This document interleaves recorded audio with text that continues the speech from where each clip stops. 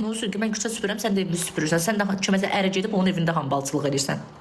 Əgər süpürgəçiliyi hambalçıq görürsənsə, sən də gedib süpürürsən, narahat olma. Düz çöl qapısının ağzına qədər qonşular da görür səni. Onda belə çıxır ki, sən də süpürgəçisən, ay xanım.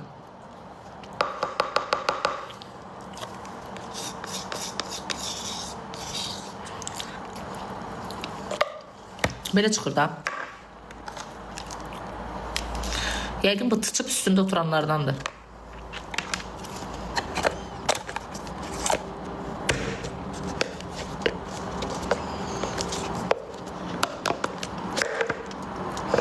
Bilgəhə salam de, bilgəhə salam. Fikir vermə. Конечно, fikir vermə. Prosta təhqir edir, ona görə deyirəm ki, süpürgəçiliyi lap tutaq. O mənim cəzam deyil, işimdir. Dur, mən lağa qoyacaqsınız. Ne var ki burada? Her bir qadın həyatında kişi ola bilər.